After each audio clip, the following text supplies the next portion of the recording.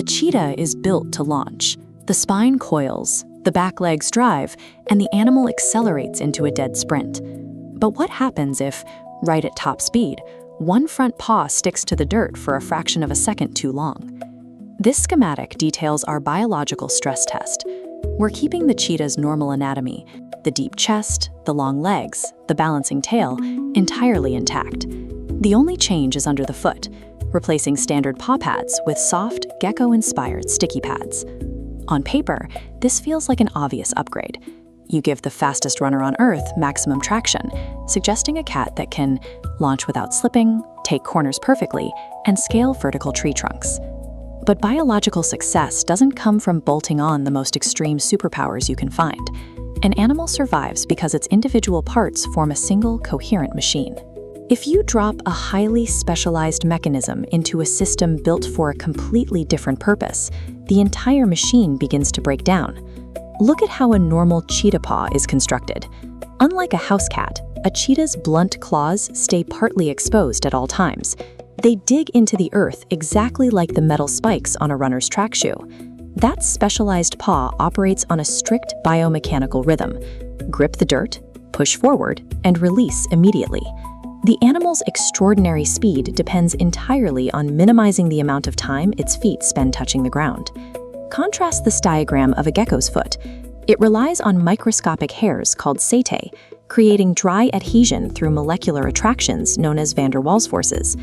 To detach, the gecko rolls its toes backward, changing the angle to peel the hairs away.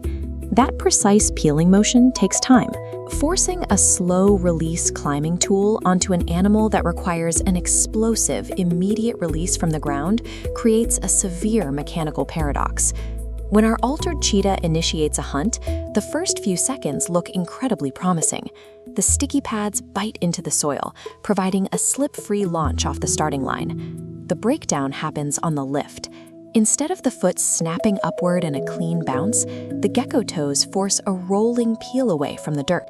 It introduces a tiny, unavoidable micro-belay into every single step. Over a chase requiring dozens of rapid strides, those micro-delays compile. The rear legs cannot cycle forward at the correct time, the flexible spine cannot fully stretch, and the cheetah's iconic floating gallop compresses into a heavy, hesitant stutter. The danger peaks when the cheetah tries to turn, a normal paw slightly against the dirt, which bleeds off excess kinetic energy. If a sticky pad refuses to slide, that immense rotational force travels straight up into the bones and ligaments of the ankle. At 80 kilometers per hour, maximum traction becomes an active threat to the animal's skeleton. This visual breakdown reveals the reality of the East African savanna. It is an environment composed of loose soil, dry seed husks, flaking bark, and fine dust. Microscopic adhesion requires relatively clean contact surfaces to function. Under the heavy, pounding weight of a mammalian predator, those millions of tiny spatulae would instantly pack with dirt and debris, completely neutralizing their ability to stick. Mid-sprint, the cheetah's pads would abruptly lose their hold. As the predator slips and struggles to regain its rhythm, an agile gazelle easily extends its lead and escapes into the brush. There is a hidden energetic cost here as well. Fighting the unnatural friction of the ground forces the leg muscles to fire harder. The stride shortens, the workload increases, and the animal's core temperature spikes far faster than normal. The savanna environment actively weaponizes the sticky feet against the cheetah, turning the upgrade into a lethal energy drain that leaves it starving and overheated. There is exactly one scenario where the trait succeeds. If a lion or a pack of hyenas approaches, the altered cheetah can use its pads to effortlessly scale the dry bark of a leaning tree or a smooth stone boulder. Vertical mobility provides excellent defense. It allows a mother to pull herself and her vulnerable cubs high above the reach of heavier ground predators. But living in the dirt carries a massive daily maintenance cost. Both adults and messy cubs would have to engage in relentless grooming, biting and licking their toes for hours to clear the packed debris.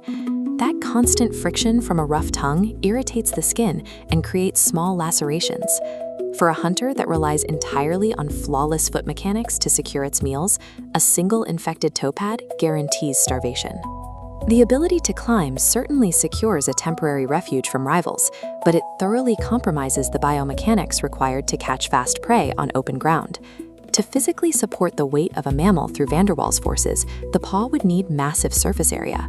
We would have to drastically widen the foot, entirely erasing the narrow, streamlined shape that allows a cheetah to strike the ground with precision. Looking at the final scorecard, the altered cheetah fails across the board in sprinting, hunting, heat control, and daily maintenance.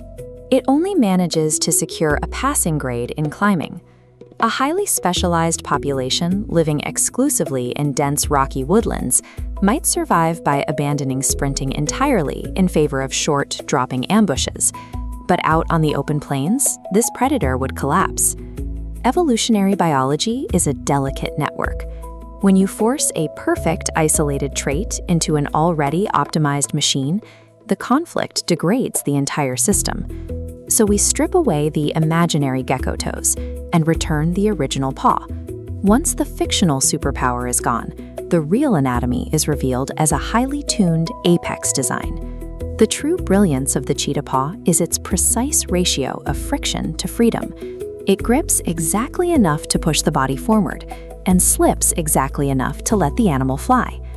That leaves the choice for our next biological stress test up to you. Would you rather examine a kangaroo equipped with silent owl wings or an elephant running on frog legs? True biological success rarely comes from having the absolute tightest grip or the most raw power. Survival belongs to the animals that find a frictionless balance with the world they walk on.